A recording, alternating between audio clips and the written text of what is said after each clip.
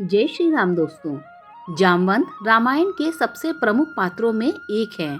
हालांकि उनकी गिनती सप्त चिरंजीवियों में नहीं की जाती, किंतु वे भी एक चिरंजीवी ही थे जिन्होंने द्वापर में निर्वाण लिया। उनकी आयु अन्य सातों चिरंजीवियों से भी अधिक मानी जाती है।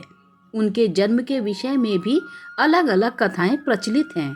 एक कथा के अनुसार एक बार जब ब्रह्मा जी तप में लीन थे, उन्हें जम्भाई आ गई और उससे ही प्रथम रीछ का जन्म हुआ।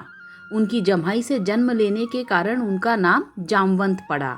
विष्णु पुराण के अनुसार जब ब्रह्मा जी ने मधु और कैटभ नामक दैत्यों ने जन्म लिया, तो उस समय ब्रह्मा जी के पसीने से जामवंत का जन्म हुआ। ऐसा भी वर्णित है कि जब श्री हरि का युद्ध मधु और कैटभ से हो रहा था, तो जामवंत प्रसन्नता पूर्वक ताली बजा रहे थे। अंत में जब श्री हरि ने दोनों राक्षसों का वध किया, तो जामवंत अत्यंत प्रसन्न हुए। अग्नि पुराण के अनुसार जामवंत का जन्म अग्नि से हुआ और उनकी माता एक गंधर्व स्त्री थी।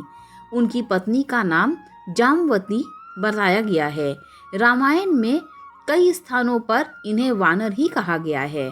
जामवंत की आयु बहुत लंबी थी। ऐसा माना जाता है कि श्री राम अवतार के समय जामवंत की आयु 6 मनवंतर से भी अधिक थी। उन्होंने मत्स्य अवतार को छोड़कर कूर्म अवतार से लेकर कृष्ण अवतार तक सभी के दर्शन किए, अर्थात श्री हरि के सातों अवतारों के समय वे उपस्थित थे। उन्होंने प्रथम देवासुर संग्राम में भी भाग लिया था। उन्हें अत्यंत विद्वान, बुद्धिमान, वेद पाठी और सदा अध्ययन करने वाला बताया गया है। उन्हें सभी वेद, पुराण, शास्त्र कंठस्थ थे। श्री राम की सेना में वे सबसे वयोवृद्ध और बुद्धिमान थे और इसी कारण श्री राम भी उनका बड़ा सम्मान करते थे और उनसे सलाह किया करते थे। उनका आकार बहुत विशाल बताया गया है। आकार में वे कुंभकर्ण से तनिक ही छोटे थे। जब लक्ष्मण को शक्ति लगी, तो उन्होंने ही हनुमान को 4 दुर्लभ बूटियों के बारे में बताया था, जिनमें से एक संजीवनी थी। जब सुग्रीव ने वानर सेना को माता सीता की खोज में चारों दिशाओं में भेजा, तो अंगद के नेतृत्व में जामवंत, हनुमान इत्यादि दक्षिण दिशा में गए। सुग्रीव ने विशेष रूप से जामवंत को अंगद के साथ भेजा, ताकि वे अपने अनुभव से दल का सुरक्षित नेतृत्व कर सकें। जब सागर तट पर पहुंचकर सभी उस विशाल समुद्र को देखकर हताश हो जाते हैं, तो जामवंत ही हनुमान को उनकी शक्तियों का भान करवाते हैं, जिसके बाद हनुमान समुद्र को लांघते हैं। लंका कांड में जामवंत के विषय में अधिक वर्णन दिया गया है। उन्होंने अपनी चतुराई से सेना का संचालन किया और एक मार्गदर्शक की भूमिका निभाई। रामचरितमानस के अनुसार उन्होंने युद्ध में यंगकूप नामक राक्षस का वध किया था। उन्होंने रावण से भी युद्ध किया और उस पर पाद प्रहार किया, जिसके कारण रावण मूर्छित हो गया। मेघनाद से भी उनके युद्ध का वर्णन है। जब मेघनाद की फेंकी शक्ति को उन्होंने हवा में ही पकड़कर उस पर ही छोड़ दिया। उसी युद्ध में जामवंत के प्रहारों से मेघनाद भी मूर्छित हो गया था। भागवत पुराण और विष्णु पुराण में जामवंत की शक्ति के विषय में बताया गया है। उनकी शक्ति 1 करोड़ सिंहों के शक्ति के बराबर कही गई है। रामचरितमानस के अनुसार जब वानर दल समुद्र पार करने परामर्श कर रहा था, तब सभी अपनी अपनी क्षमता द्वारा उस समुद्र को पार करने की बात कर रहे थे। उस समय सब ने जामवंत से प्रार्थना की कि सबसे बड़े होने के कारण वही उस समुद्र को पार करने का कोई उपाय बताए। तब जामवंत ने सबको अपने बल के बारे में बताया। जामवंत ने कहा कि इस समय मैं अत्यंत बूढ़ा हो गया हूँ, फिर भी मैं एक बार में 10 योजन तक जा सकता हूँ। जब मैं युवा था, तो मैंने समुद्र मंथन देखा था। उस समय मुझ में इतना बल था कि देवों और दैत्यों के थक जाने पर मैंने अकेले ही पूरे मंदरांचल पर्वत को घुमा दिया था। उसे देखकर स्वयं मेरे पिता ब्रह्मा ने मेरी प्रशंसा की थी। जब श्रीहरि ने वामन अवतार लिया और दैत्यराज बलि के पास आए तब मैं वहीं था।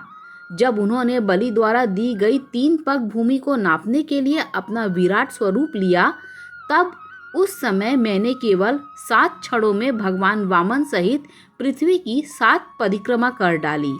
जब मैं परिक्रमा कर वापस लौटा तब तक भगवान वामन दैत्यराज बलि को पूरी तरह बांध भी नहीं पाए थे।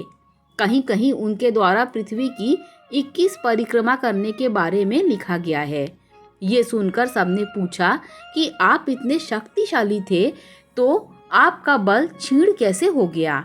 इस पर जामवंत बताते हैं कि भगवान वामन के पृथ्वी को नापते समय जब मैं अत्यंत तीव्र वेग से उनकी परिक्रमा कर रहा था तो अंतिम परिक्रमा के समय मेरे पैर के अंगूठे का नाखून महामेरु पर्वत को छू गया, जिससे उसका शिखर खंडित हो गया।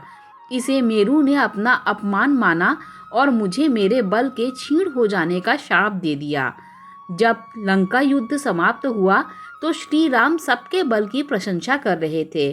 उस समय जामवंत बड़े निराश होकर श्री राम के पास आए और उन्होंने कहा कि प्रभु, मैंने तो सोचा था कि युगों बाद मुझे इस युद्ध में आनंद आएगा, किंतु पूरा युद्ध समाप्त हो गया और मेरे शरीर से पसीने की एक बूंद भी नहीं गिरी।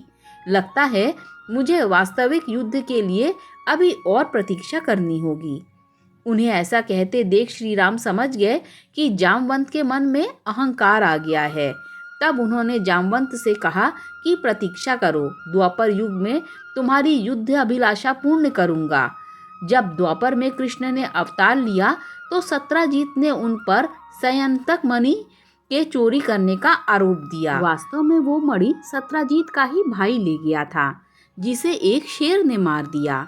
फिर जामवंत ने उस सिंह को मारकर वो मणि अपनी बेटी को दे दी। जब श्री कृष्ण उस मणि को ढूंढने निकले तो वे जामवंत की गुफा में पहुंचे। वहां जब उन्होंने मणि देखी तो उसे लेना चाहा। इस पर श्री कृष्ण और जामवंत में घोर युद्ध हुआ। भागवत पुराण के अनुसार वो युद्ध 28 दिनों तक लगातार चलता रहा। वहीं विष्णु पुराण के अनुसार ये युद्ध 21 दिनों तक चलता रहा। अंत में जामवंत पसीने से लथपथ हो गए और थक गए। जब वे परास्त होने लगे तब उन्होंने श्री राम का स्मरण किया। ऐसा करते ही श्री कृष्ण ने उन्हें श्री राम के रूप में दर्शन दिए। जामवंत समझ गए कि आपने दिए वचन के कारण स्वयं श्री राम श्री कृष्ण के रूप में अवतरित हुए हैं। उनका अभिमान भंग हो गया और उन्होंने श्री कृष्ण के स्वरूप को पहचान कर उनसे क्षमा याचना की।